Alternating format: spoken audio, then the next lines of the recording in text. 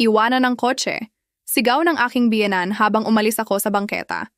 Sa salamin ng likuran, nakita ko si Lourdes na tumatakbo sa likod ng Porsche na suot ang puting sandalyas, isang kamay na itinaas na parang inuutos niya akong huminto.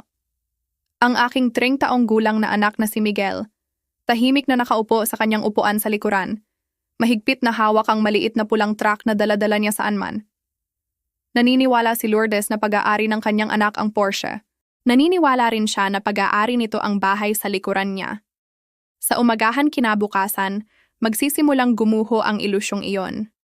20 minuto ang nakalipas, puno ang aming bakuran ng mga folding chairs, paper plates, at mga kamag-anak na nagdiriwang ng pagre-retiro ng aking biyenan, si Jose. Ang cookout ay ginanap sa aming tahanan sa Quezon City, Metro Manila.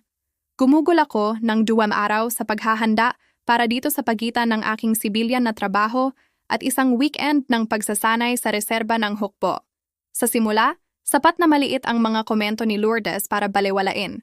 Pinuri niya si Danilo sa pagbibigay sa pamilya ng napakagandang lugar para magtipon. Pagkatapos sinabi niya sa tiyan nito na ang aking mga tungkulin sa reserba ay isang libangan na naglalayo sa akin sa aking mga responsibilidad. Nang dalhin ko ang isang mangkok ng potato salad sa labas, tiningnan niya ang aking damit at nagtanong kung binayaran din ba yon ni Danilo. Ilang tao ang ibinaba ang kanilang mga mata. Walang sumagot sa kanya. Nakatayo si Danilo malapit sa grill na nagpapanggap na abala sa mga hamburger. 5 taon na akong kasal sa kanya. Kilala ko ang ekspresyon sa kanyang mukha. Ibig sabihin, pakiusap, hayaang makaraan ito. Sa loob ng mga taon, ganoon nga ang ginawa ko dahil napagkamalian kong kapayapaan ang katahimikan.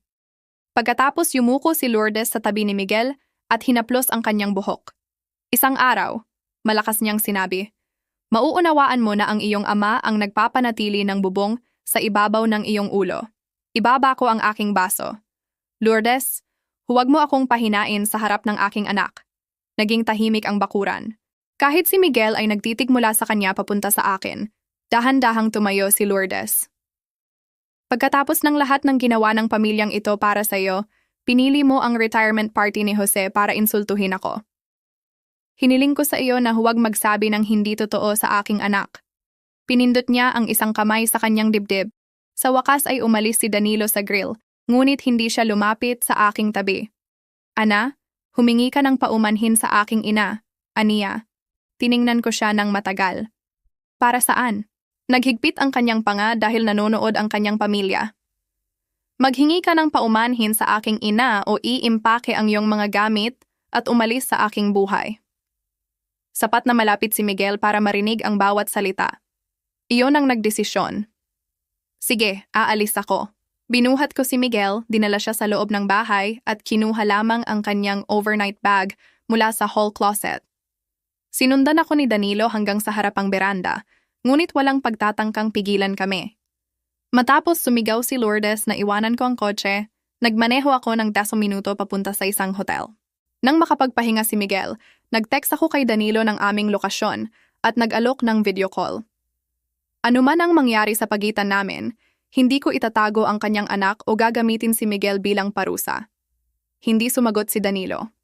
8:00 ng susunod na umaga, ang aking abogado na si Elena Morales ay tumawag sa aking asawa. At sa unang pagkakataon, makikinig si Danilo sa katotohanang sinabi nang walang nagpoprotekta sa kanyang pagmamataas. Tinawagan ako ni Elena 15 na minuto matapos niyang ibaba ang tawag kay Danilo. Galit siya, anya, ngunit nakinig siya, mahalaga iyon. Sa karamihan ng aming kasal, ang galit ni Danilo ang nagtatapos ng mahihirap na usapan bago pa man maabot ang katotohanan. Sa pagkakataong ito, may nagtulak sa kanya na marinig ang mga katotohanan. Hindi siya tinakot ni Elena o sinubukang takutin. Ipinaliwanag niya lamang na kumuha ako ng abogado hinggil sa pansamantalang paghihiwalay, pangangalaga sa aming pananalapi, at isang nakasulat na iskediul ng pagiging magulang para kay Miguel.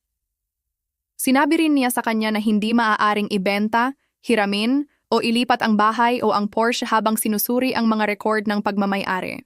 Ang katotohanan ay hindi kailanman naging komplikado ang mga record na iyon. Ang aking lola na si Rosa ang nag-alaga sa akin noong mga taon na nahihirapan ang aking sariling ina na manatiling sober. Ang kanyang bahay ay hindi mansion. Ito ay isang komportableng apat na silid tulugan na kolonyal na itinayo noong 1980s na may mga creaking stairs at isang maple tree na mas mabilis maghulog ng dahon kaysa sa kaya ng sinumang magwalis. Nang mamatay si Lola Rosa, 23 na ako. Iniwan niya sa akin ang bahay na walang mortgage kasama ang isang maliit na parcel ng lupa sa labas ng Richmond.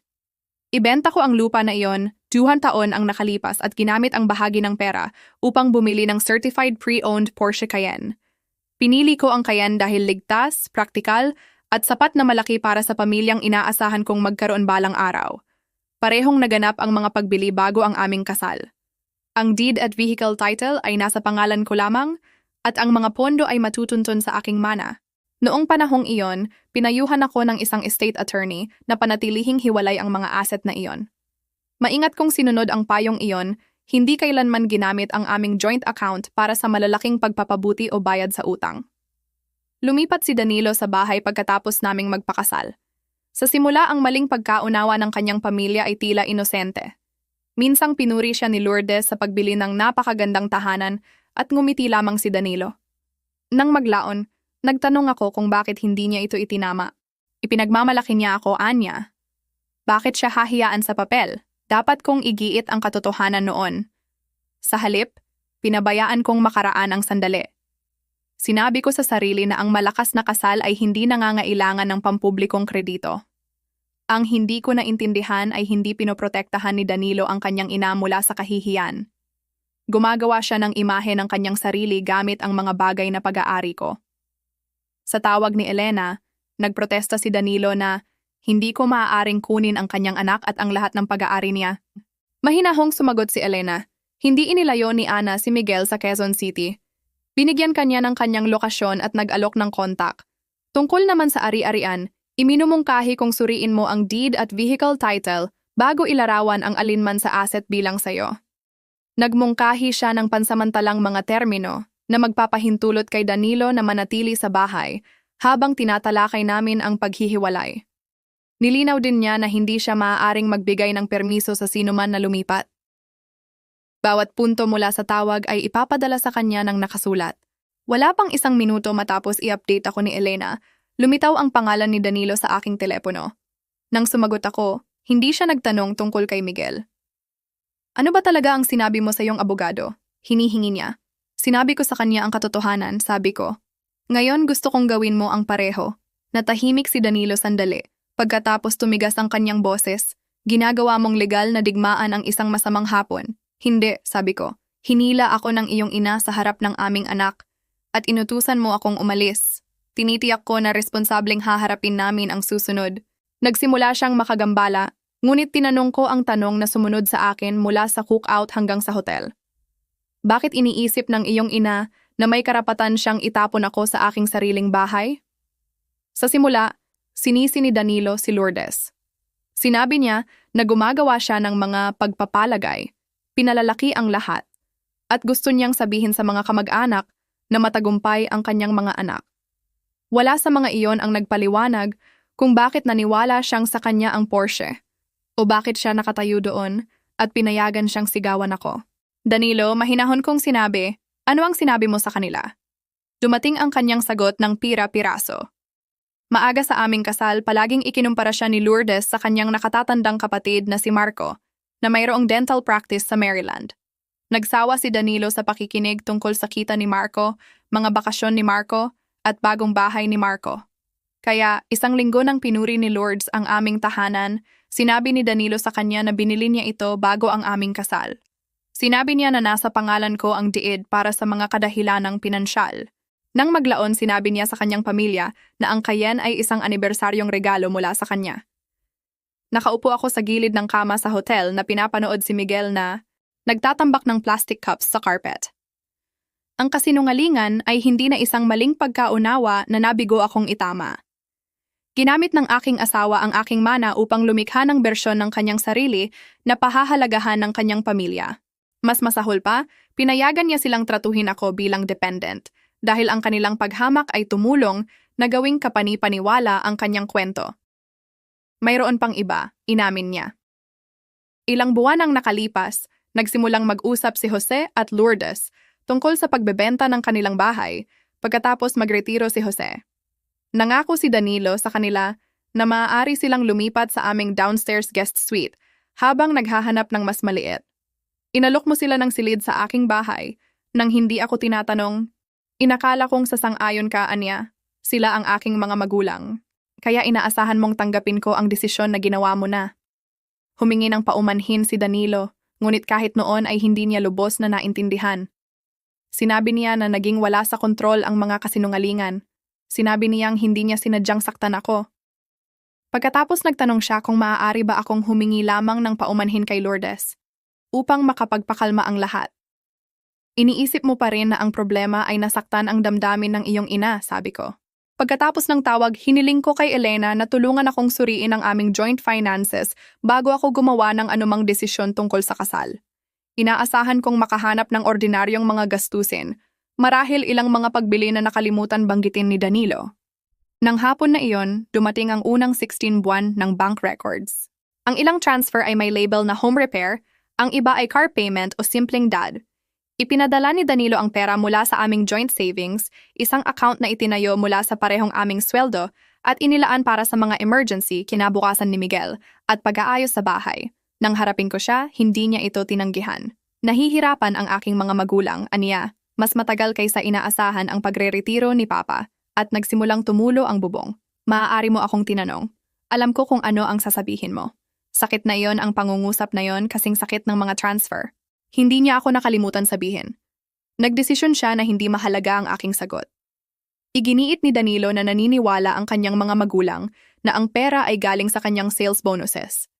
Hindi iyon nagdadahilan sa kabangisan ni Lourdes, ngunit nangangahulugan ito na hindi nila sinasadyang kinuha ang pera mula sa akin. Tinulungan ako ni Elena na bumagal bago ang galit ang gumawa ng mga desisyon para sa akin. Gusto kong ilipat ang bawat natitirang dolyar mula sa account. Ngunit pinaalalahanan niya ako na ang joint funds ay dapat hawakan ng maingat sa panahon ng paghihiwalay. Sa halip inilipat ko ang aking hinaharap na sweldo sa isang bagong account sa pangalan ko, na-download ang mga statement, inactivate ang transaction alerts, at iniwan ang umiiral na balanse na hindi nahawakan habang sinusuri niya ang aming mga option. Nagpadala rin kami kay Danilo ng iminungkahing pansamantalang schedule ng pagiging magulang. Binigyan siya nito ng regular na oras kay Miguel at kinakailangan ang pareho namin na magbahagi ng impormasyon tungkol sa daycare, medikal na pangangalaga, at mga overnight locations. Gusto ko ng record na nagpapakita na pinoprotektahan ko ang routine ng aming anak, hindi pinarurusahan ng kanyang ama. 2 araw ang nakalipas, umupa si Danilo ng furnished apartment malapit sa preschool ni Miguel. Kusang loob niyang isinauli ang susi ng bahay at kinuha ang kanyang mga damit sa isang napagkasunduang oras habang kasama ko si Miguel sa parke. Ang panonood sa kanya na magbuhat ng mga kahon palabas ng tahanan kung saan namin binalak tumanda ay masakit. Ang mga kahihinatnan ay hindi tumitigil sa pananakit dahil lamang sa karapat-dapat. Naiiba ang reaksyon ni Lourdes. Tumawag siya sa mga kamag-anak at sinabing ginagamit ko ang pera, mga abogado, at ang aking mga koneksyon sa hukbo upang sirain ang kanyang anak. Isang pinsan ang nagpadala sa akin ng mensahe na nagtatanong kung talagang ninakaw ko ba ang bahay ni Danilo. Nag-type ako ng sagot. Binura ito, pagkatapos inilagay ang telepono ng nakaharap pababa. Maaari kong i-post ang deed, ang title, at bawat bank transfer online. Sa loob ng 6 galit na minuto, gusto kong makita ng lahat kung sino talaga ang nagsinungaling. Ngunit ang pampublikong kahihiyan ang tumulong na lumikha ng gulo na ito. Hindi ko gagamitin ang parehong armas at tatawagin itong hustisya. Si Jose ang unang tao sa pamilya ni Danilo na nagtanong sa kwento. Tinawagan niya ako ng gabing iyon na tila mas matanda kaysa noong sa kanyang retirement party. Aniya, sinasabi ni Lourdes na kay Danilo ang bahay. Sinasabi ni Danilo na hindi. At ngayon natututo ako na ang perang ibinigay niya sa amin ay galing sa inyong joint account. Huminto siya. Sa tingin ko kailangan marinig ng pamilyang ito ang katotohanan mula sa simula hanggang katapusan. Sumang-ayon ako sa isang pagpupulong sa isang neutral na lugar, ngunit may kondisyon ako. Hindi ko isisiwalat si Danilo para sa kanya. Sabi ko, kung magkikita tayo, siya ang magsasabi sa inyong lahat ng kanyang sarili. Naganap ang pagpupulong noong susunod na Martes sa opisina ng isang family counselor na kilala ni Jose sa pamamagitan ng kanyang simbahan. Sadyang plain ang silid, 4 na upholstered chairs, isang kahon ng tissues, at walang family photographs o pamilyar na mga pader para mag-claim ng teritoryo ang sinuman. Dumating si Lourdes na may dalang folder at ang katiyakan na may kinuha ako mula sa kanyang anak. Bago pa man kami lahat umupo, inakusahan niya ako ng paglalayo kay Miguel kay Danilo at paggamit ng legal tricks upang agawin ang kanyang ari-arian. Hindi ko kailanman tinanggihan si Danilo ng kanyang naka-schedule na oras kay Miguel, sabi ko, at wala akong inagaw. Sa mesa sa harap ko ay mga kopya ng deed, ang title ng Cayenne, at ang bank statements. Hindi ko sila binuksan. Ito ang katotohanan ni Danilo na sasabihin. Tumingin si Jose sa kanyang anak. Ikaw ang humiling na dumating kami. Magsimulang magsalita. Nanatiling nakaklasp ang mga kamay ni Danilo sa pagitan ng kanyang mga tuhod. Sa loob ng ilang segundo, nagtitig siya sa carpet. Pagkatapos inamin niya na minana ko ang bahay bago ang aming kasal. Sinabi niya sa kanila na binili ko ang Porsche gamit ang pera mula sa lupa na iniwan sa akin ng aking lola. Walang kailanman naging mortgage para sa kanya na bayaran at wala sa mga ari-arian ang naging sa kanya. Nagbago ang mukha ni Lourdes, ngunit nagpatuloy si Danilo. Inamin niyang sinabi sa kanila na binili niya ang bahay. Inamin niyang iniharap ang Porsche bilang kanyang anibersaryong regalo sa akin. Sinabi niya sa kanila na hindi ko kailanman inanyayahan silang tumira sa guest suite at wala akong alam tungkol sa kanyang pangako. Sa wakas, ipinaliwanag niya na ang ilan sa perang ipinadala niya sa kanila ay galing sa savings na itinayo gamit ang parehong aming kita. Sumandal si Jose na parang nawalan ng hangin. Lumingon si Lourdes kay Danilo. Pinayagan mo akong sabihin ang mga bagay na yon sa kanya habang alam mo ang katotohanan. Lumunok si Danilo. Oo. Bakit? Dahil ang pagwawasto sa iyo ay magbubunyag sa akin. Sa sandaling iyon, walang nagmamadaling punan ang katahimikan. Tumingin si Lourdes sa mga papel sa harap ko. Itinulak ko ang deed at title sa mesa. Pinasa niya ang pangalan ko sa pareho. Pagkatapos, ibinaba ang mga ito ng walang salita. Naisip ko ang sandaling ito sa ilang gabi na hindi ako makatulog. Sa mga imahinasyong iyon, nadama kong napawalang sala ako. Nakaupo doon. Pagod lamang ang naramdaman ko. Wala ako rito upang kunin ang bahay ni Danilo mula sa kanya, sabi ko. Hindi kailanman naging sa kanya. Nandito ako dahil napanood ng aking anak ang kanyang ama na sabihin sa kanyang ina na walang kahihinatnan ang paghihiya sa akin. Napuno ang mga mata ni Lourdes, ngunit ang kanyang unang pagtatangka sa paghingi ng paumanhin ay protektado pa rin ang kanyang pagmamataas. Pasensya na kung hindi mo naintindihan ang ibig kong sabihin. Hindi ako nagkamali sa pagkaunawa, sagot ko. Sinabi mo ng eksakto ang ibig mong sabihin at narinig ito ni Miguel. Nagsisimula ang isang paghingi ng paumanhin sa pagpapangalan kung ano ang ginawa mo, hindi sa pagtatanong kung paano ko ito narinig. Ibina ni Jose ang kanyang ulo. Hindi ipinagtanggol ni Danilo siya. Tinanong ng counselor kung ano ang gusto ko mula sa pagpupulong.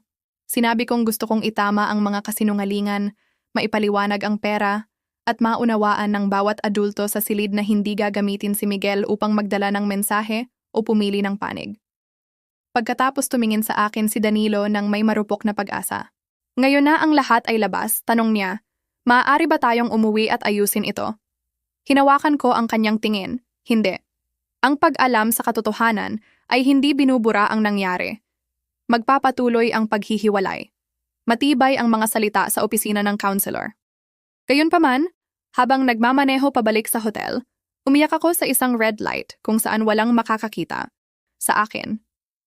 Hindi ko nais na talunin si Danilo. Gusto ko siyang tumayo sa aking tabi nang hinila siya ng kanyang pamilya.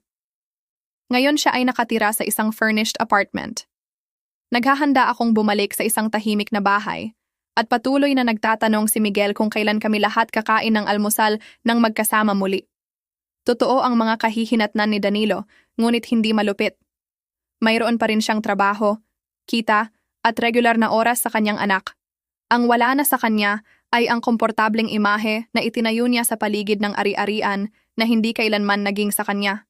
2 araw pagkatapos ng family meeting, nagpadala siya ng nakasulat na mensahe sa bawat kamag-anak na dumalo sa retirement cookout ni Jose. Malinaw niyang sinabi na pag-aari ko ang bahay at Porsche bago ang aming kasal, na malaki ang naiambag ko sa aming pamilya, at nagsinungaling siya dahil nahiya siya sa pakiramdam na mas hindi matagumpay kaysa sa kanyang kapatid. Isinulat din niya na hindi ko itinago si Miguel mula sa kanya. Ipinakita sa akin ni Danilo ang mensahe bago ipadala, ngunit hindi niya ako hiniling na palambutin ito.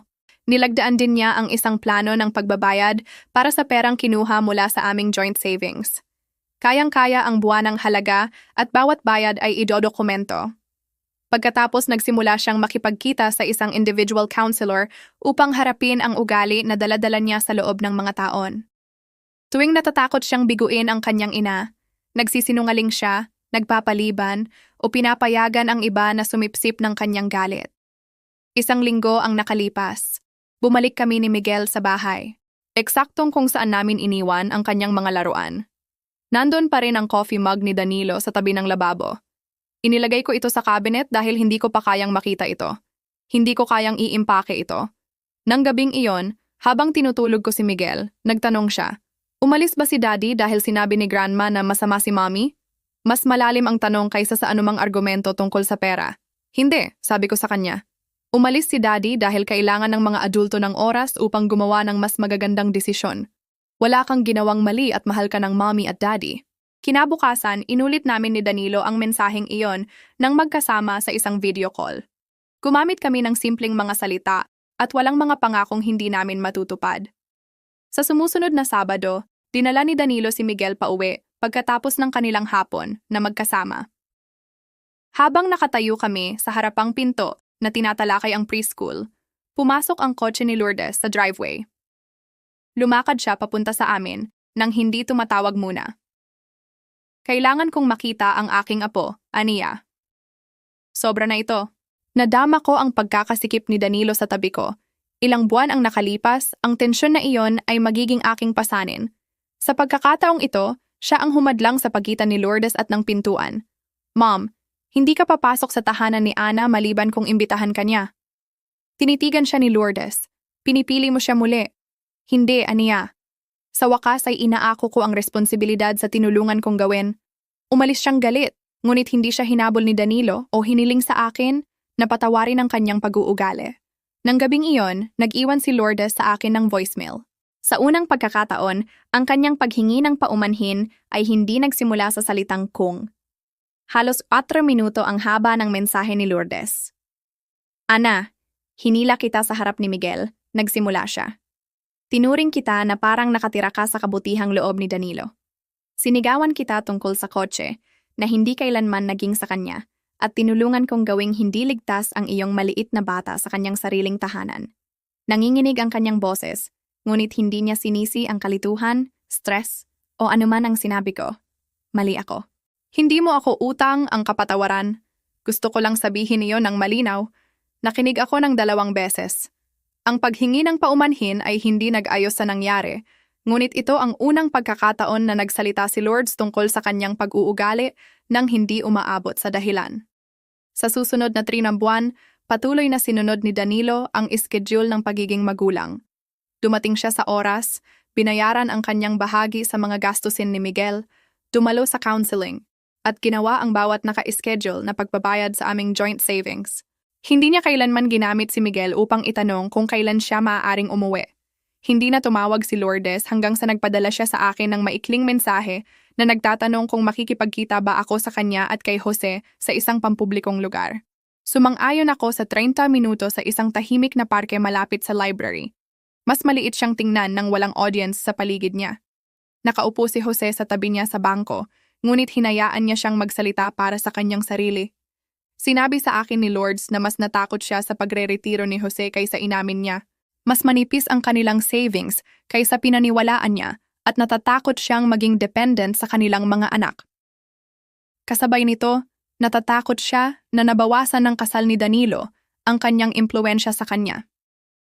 Ang kanyang mga kwento tungkol sa bahay, ang Porsche, at ang kanyang tagumpay ay nagbigay sa kanya ng katiyakan na nagpalaki siya ng anak na makakaprotekta sa lahat.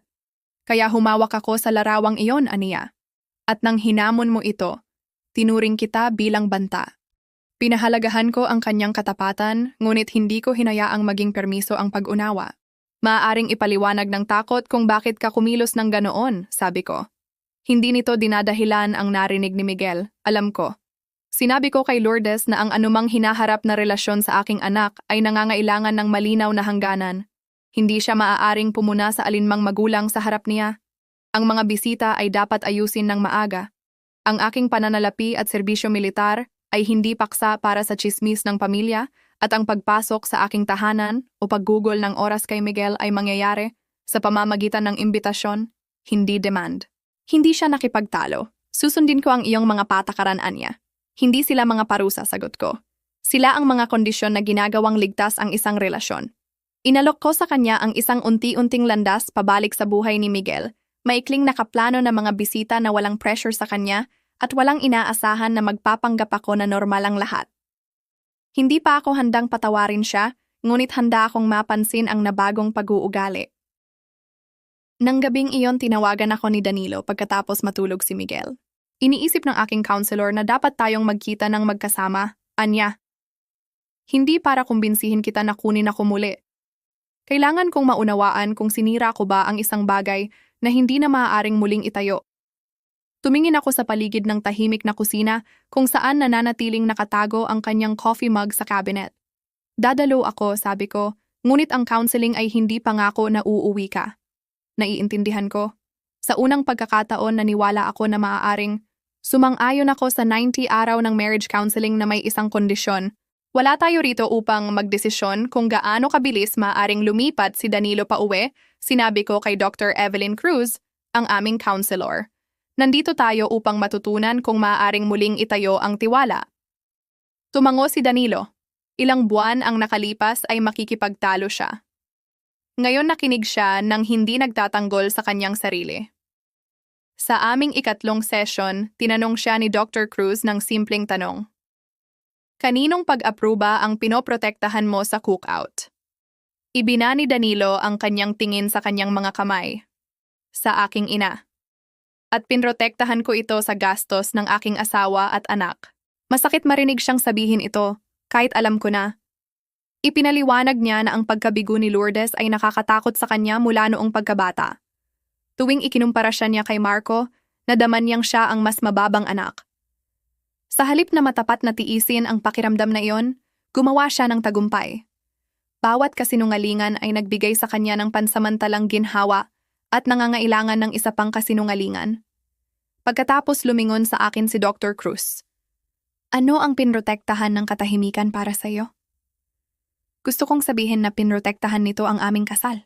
Pagkatapos ng mahabang paghinto, sumagot ako ng mas matapat, pinrotektahan nito ako mula sa conflict.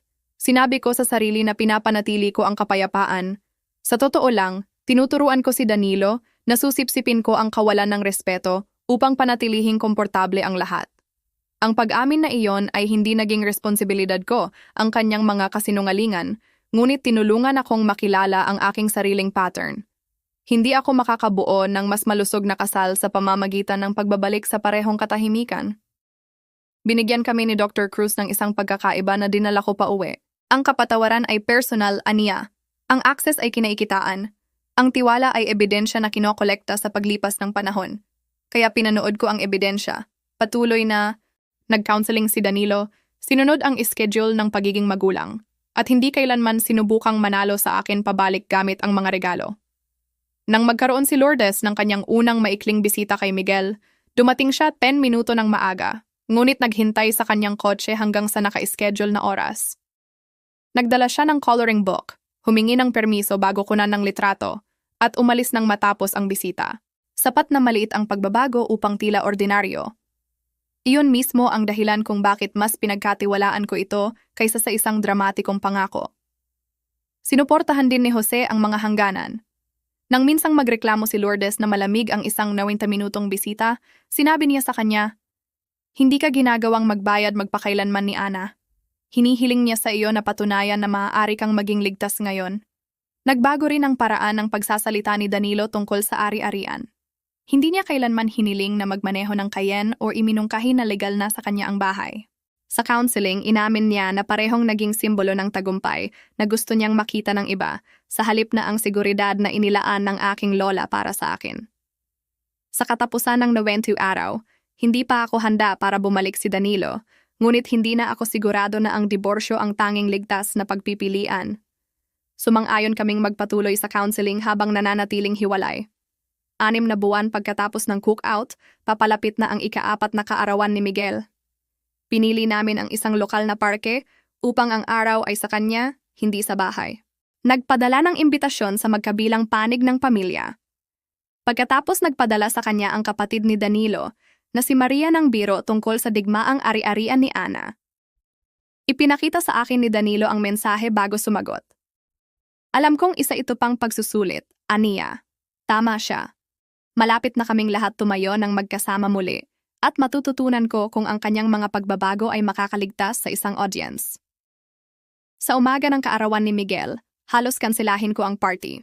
Ang isang family gathering ang nagsimula ng aming paghihiwalay at natatakot akong baka sirain ng isa pa ang aming progreso. Ngunit gumugol si Miguel ng mga linggo sa pakikipag-usap tungkol sa cupcakes, balloons, at ang talagang mabilis na slide ng playground. Karapat-dapat siya sa isang araw na hindi nahawakan ng kahihiyan ng adulto. Dumating ng maaga si Danilo na may dalang folding tables at hindi kumilos na parang ang pag-aayos sa mga ito ay karapat-dapat ng papuri. Dumating si Lourdes at Jose sa napagkasunduang oras. Naghintay si Lourdes ng aking imbitasyon bago yakapin si Miguel. Sa unang oras, tila maingat na ordinaryo ang lahat. Pagkatapos, tumayo si Maria sa tabi ng picnic table na pinapanood si Danilo na maghiwa ng cake ni Miguel. Kaya Ana, malakas niyang sinabi, naisip mo ba na panalo ka sa buong digmaang ari-arian ng pamilya?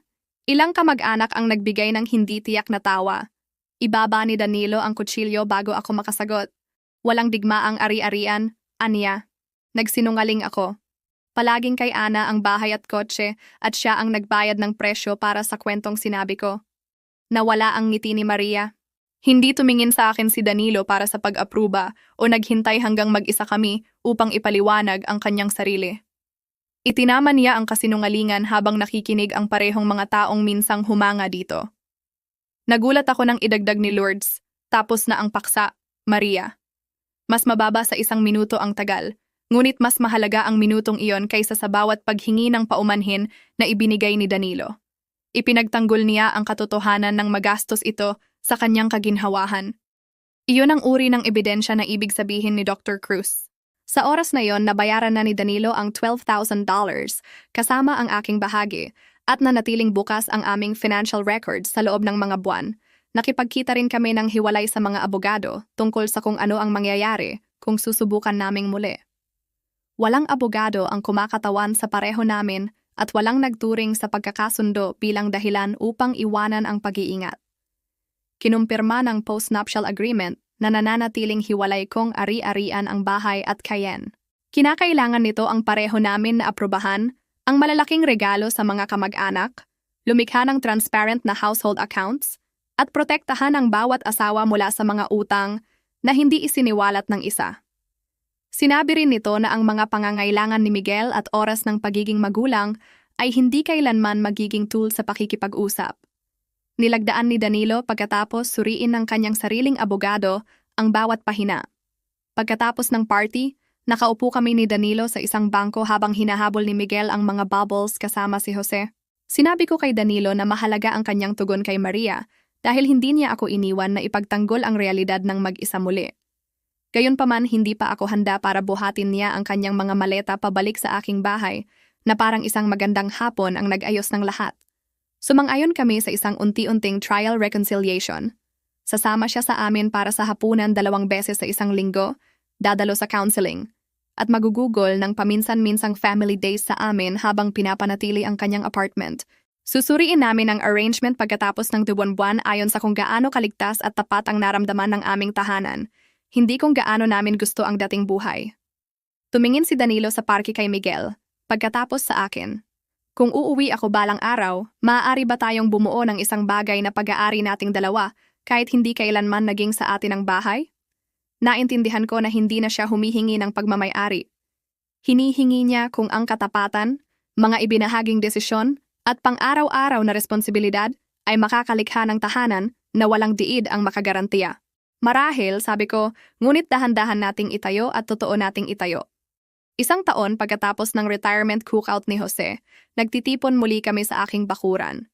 Sa pagkakataong ito walang mga talumpati tungkol sa kung sino ang nagbigay ng bahay at walang tahimik na labanan kung sino ang may autoridad. Mayroon lamang grilled chicken, tawa ni Miguel, at isang folding table na natatakpan ng mga ulam na tinulungan ng lahat na ihanda. Lumipat si Danilo pauwi 3 buwan ang nakalipas pagkatapos lumaki ang aming trial reconciliation mula sa 2 hapunan sa 1 linggo tungo sa isang matatag na family routine. Pinanatili niya ang kanyang apartment hanggang maniwala sina Dr. Cruz at ako na matibay ang pagbabago. Kahit pagkatapos bumalik, patuloy siyang nag-individual at marriage counseling. Hindi muling lumitaw ang tiwala nang tumawid ang kanyang maleta sa pintuan. Bumalik ito sa maliliit na paulit-ulit na mga pagpili. Nagtanong siya bago gumawa ng malalaking pagbili. Ipinakita niya sa akin ang financial statements nang hindi naaalala. Kapag hindi sumang-ayon si Lourdes sa isang hangganan, siya mismo ang nagsasalita sa kanya sa halip na hilingin sa akin na tiisin ang kanyang hindi kasiyahan. Wala sa mga aksyon na iyon ang sapat na dramatiko para sa isang pelikula. Sapat silang malakas para sa isang kasal. Dumating si Lourdes ng hapon na iyon at naghintay sa gate hanggang imbitahan ko siya. Nagtanong siya bago gumawa ng plano kay Miguel at hindi na muling iminungkahi na si Danilo lamang ang sumusuporta sa aming pamilya. Hindi malapit ang aming relasyon at hindi ako nagpapanggap na nawala ang sakit. Ngunit naging magalang, tapat at ligtas ito. Sa isang punto, umakyat si Miguel sa aking kandungan at nagtanong kung alam na ba ni Grandma kung kanino ang bahay ngayon. Alam niya? Sabi ko sa kanya. Ngunit mas mahalaga, alam niya na ito ang iyong tahanan at dapat tratuhin ng lahat dito ang isa't isa ng mabait. Ang bahay at Porsche ay sa akin pa rin. Hindi iyon ang aking tagumpay. Ang aking tagumpay ay ang pagtanggi na turuan ng aking anak na ang pagpapanatili ng pamilya nang magkasama ay nangangailangan ng isang tao na tumanggap ng kahihiyan. Ang tagumpay ni Danilo ay ang pagkatotoo na ang pag-ibig ay hindi nagbibigay sa kanya ng permiso na magtago sa likod ng kasinungalingan. Ang kay Lourdes ay ang pagtuklas na ang isang paghingi ng paumanhin ay nagiging makabuluhan lamang kapag sinusundan ito ng nabagong pag-uugali. Naintindihan ko rin na ang pagkakasundo ay hindi pareho sa pagbabalik sa kasal na mayroon kami noon. Ang kasal na iyon ay itinayo sa paligid ng pag-iwas. Ang tinatayo namin ngayon ay nangangailangan ng mas mahihirap na usapan, mas malinaw na hangganan, at ang kababaang loob na aminin kapag mali ang alinman sa amin. Mahalaga ang mga legal na proteksyon, ang hiwalay na property records, independent lawyers, dokumentadong mga pagbabayad, transparent accounts, at isang nakasulat na schedule ng pagiging magulang ang nagtatago sa takot mula sa kaguluhan. Ngunit walang deed, kontrata, o bank statement ang nag-ayos sa aming pamilya. Tanging katotohanan, pananagutan, at consistent na aksyon ang makakagawa nito. Bago ang dessert, tumayo si Danilo sa tabi ko habang nagdadala si Miguel ng napkin sa mesa. Hindi niya tinawag ang bahay na sa kanya, sa akin o sa amin. Simpleng sinabi niya, nagpapasalamat ako na nasa bahay ako. Sa pagkakataong ito, ang salitang bahay ay parang responsibilidad, hindi pagmamay-ari. Hindi natutunan ng aking anak na ang pinakamalakas na tao ang may-ari ng bahay. Natutunan niya na ang pag-ibig ay nangangahulugang magsabi ng katotohanan, igalang ang mga hangganan, at kumita ng iyong paraan pabalik pagkatapos mong sirain ang tiwala ng isang tao. Kung ang kwentong ito ay nagpaisip sa iyo tungkol sa pagkakaiba sa pagitan ng kapatawaran at naibalik na tiwala, inaasahan kong ibabahagi mo ang iyong mga iniisip sa ibaba. At kung naniniwala kang maaaring magpagaling ang mga pamilya nang hindi nagpapanggap na hindi nangyari ang sakit, mangyaring mag-subscribe at sumama sa akin para sa susunod na kwento.